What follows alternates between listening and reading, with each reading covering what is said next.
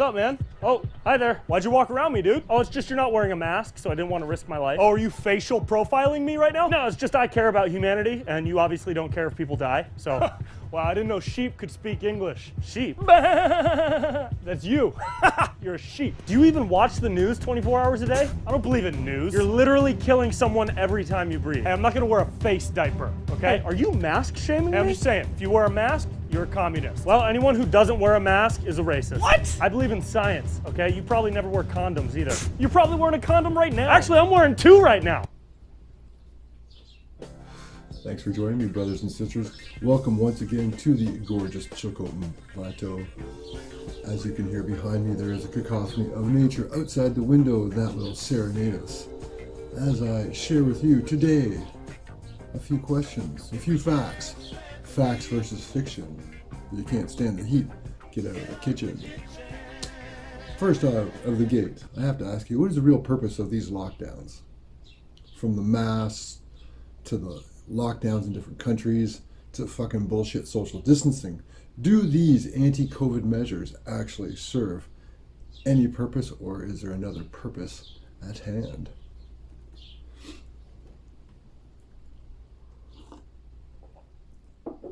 If given the choice between maintaining a toxic world of fear, pollution, and violence controlled by the state, or of existing in a society that is prosperous and compassionate based on freedom and individual rights, there's little doubt the majority of Americans or people around the world would want the old paradigm of synthetic events to take a height, except that choice has been distorted under the guise of the World Health Organization, which has mislabeled this scamdemic as the deadliest virus in history.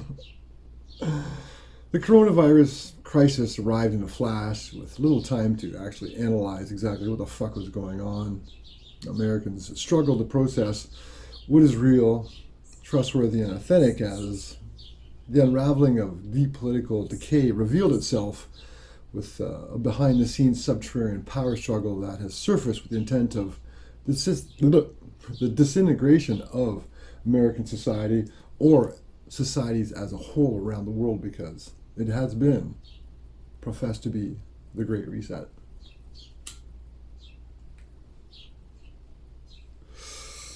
Well, the country is fast approaching its existential crisis here on steroids.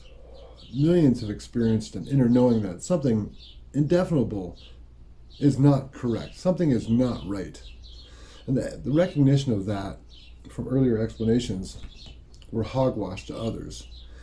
Those that were addicted to the mainstream media and social medias are still believing in the illusion of democracy, and they're on board with the litany of spin from the medical and political establishment, and that is rather disturbing. While the lockdown could have been a wake-up call for humanity to change its consciousness with a paradigm shift, whether it be a spiritual awakening or a political realignment or the reevaluation of one's own personal health choices, since after all, humanity was locked in a major health crisis. And most importantly, it was an opportunity to acknowledge that the planet itself is ailing from abuse and neglect.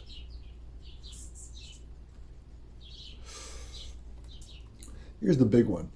This is really fucking huge. In early 2020, Neil Ferguson of the UK's Imperial College used a major scare tactic to predict that 80% of Americans would be infected with the coronavirus and there would be at least 2.2 million deaths. Neither of these materialized. As well, Ferguson's own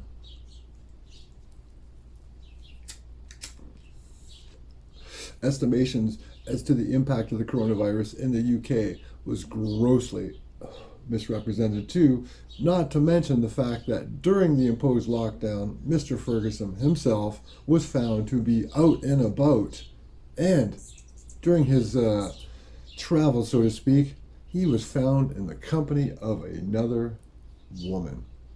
Subsequently, he lost his position with the UK Imperial College.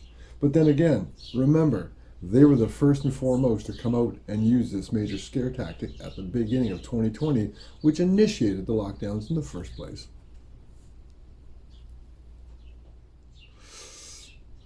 He went on to say that Ferguson later retracted his statement and his earlier prediction down to about 20,000 fatalities. But I digress. The current infection rate and fatality rate is about 0.20%, and the lockdowns have been devoid of any science, and they're based on arbitrary, contradictory, and inconsistent requirements. You can go to Walmart, but you can't go to a church. Come on.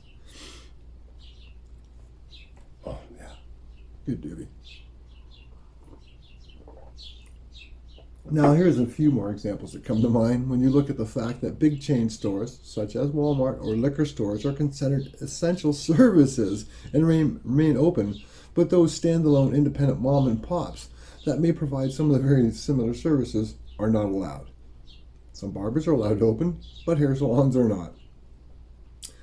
Yeah. Well, it's advised that you get tested for your COVID-19. If you need a colonoscopy or any other elective surgery, that's been canceled. They tell you that vitamin C and D and sunshine strengthen your immune system, but you're not allowed to go outdoors. Makes no sense whatsoever. There was even a study by J.P. Morgan recently that asserted that the lockdowns fail, and I quote, to alter the course of the pandemic, as it has, quote, destroyed millions of livelihoods, and that its infection rates, quote, unrelated to often inconsistent lockdown measures, decreased. Fewer outbreaks were reported as the quarantines were lifted. You're scratching your head going, okay, well, how come we're still being locked down? How come they're making masks mandatory in some places? Well, masks will be mandatory in all places eventually, but that's not the gist of this. As the official narrative of the COVID-19 as an existential threat has collapsed, it is interesting to follow how hotspots occur, such as a particular state like Florida when they announced their opening. Now, these new hotspots encourage a reinvigorating debate over mandatory face masks and social distancing, with its success depending on the duplicitous media instilling panic and the naive public still believing COVID to be more dangerous than the seasonal flu. So you ask yourself again, why lock down asymptomatic citizens? So there's this doctor, Dr. Maria van Kerkhove, who's a technical lead of the WHO's COVID-19 task force. And she recently threw a monkey wrench in the works by stating, and I quote, what we really want to focus on, if we followed all the symptomatic cases, isolate those cases, follow those contacts, and quarantine those contacts, we would drastically reduce transmission. We would do very, very well. Then she went on to explain that the transmission of the virus from asymptomatic patients appears to be very rare. Quote, it still seems to be rare that an asymptomatic person actually transmits onward to a secondary individual. This is exacerbated by the fact that the next day, over at the WHO, the WHO, there was panic, but her uncensored comments were very clear as they validated questioning the purpose of the entire lockdown process. If an asymptomatic person is not spreading the disease but might publicly increase herd immunity, then why wear a face mask or be quarantined? Now, House Speaker Nancy Pelosi, she's a treat, called for a national mask mandate as the HHS Secretary Azar reported that Pence and Trump are tested daily and are asymptomatic, therefore they're not required to wear any masks. Again, with the mask, I ask you, why face masks? Now, to date, there's been no standard for what constitutes a safe face mask or instructions for disposal, considering that a used face mask will be contaminated with biohazardous material. Ergo, a face mask is more of a device to require citizen compliance than a safety precaution.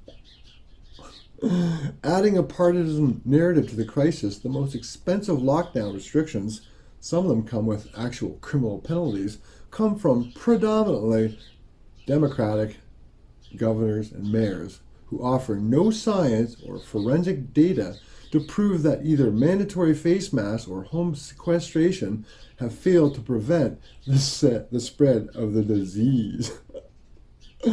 During an oversight House committee meeting, the mask debate broke down along party lines. Big fucking surprise there, eh? With the Dems dutifully covering while strenuously objecting to their mask-free peers, the Republicans. Back and forth, back and forth. Now here's a comment from June 23rd, where Palm Beach County Commission public hearing was on proposed mandatory face mask ordinance, and it drew overwhelming opposition. So, the occupational health and it's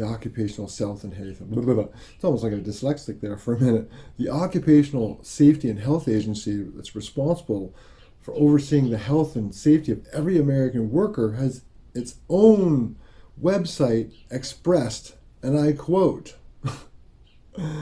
its website regarding COVID-19 states that cloth-based face masks, and here's that quote, will not protect the wearer from airborne transmissible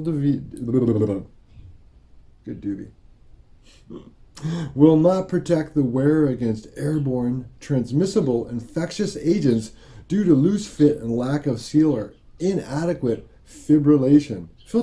Holy crap, I am just losing it here. They go on to inform that a safe oxygen level must be maintained as an oxygen deficit atmosphere, defined as below 15 or 19.5%, creates a respiratory risk. That's how come you see virologists working in labs with viruses so they don't get infected have on a complete suit that is recirculating the air.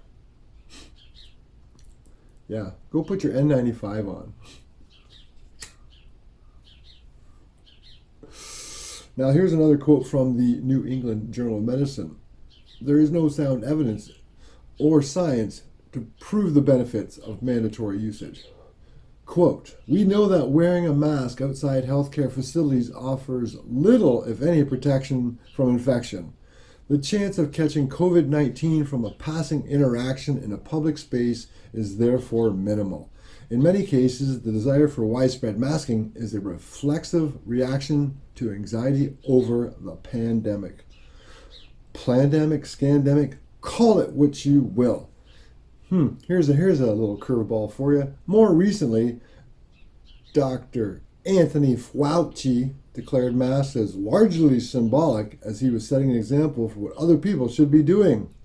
But then again, hey, doctors Russell Blaylock and Zach Bush say there's a risk of hypoxia for all mask wearing. Now, that lends itself to something that is even more detrimental, and that's social distancing, aka quarantine.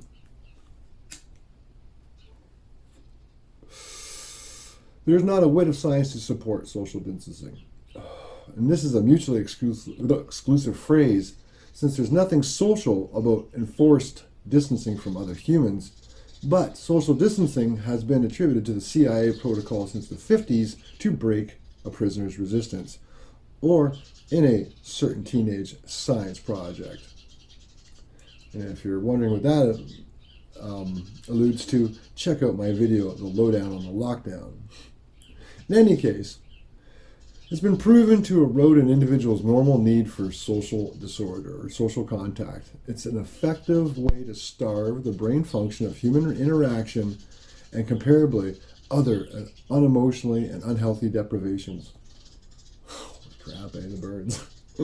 Even former POW John McClane was quoted as saying, it crushes your spirit more effectively than any other form of mistreatment.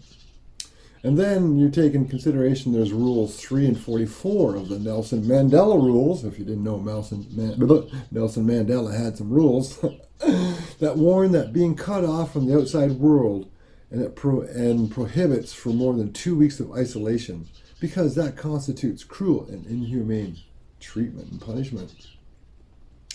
And while the manufactured COVID health crisis opened the door for the World Economic Forum and its friends to activate a one world government, and if you haven't checked that out, look into what the World Economic Forum talks about in this advantageous state of the Great Reset that comes about because of the COVID-19 health crisis.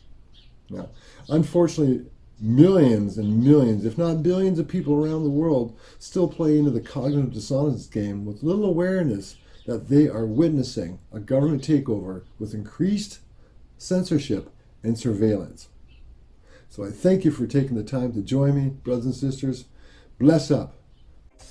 If you can't stand the heat, get up the kitchen.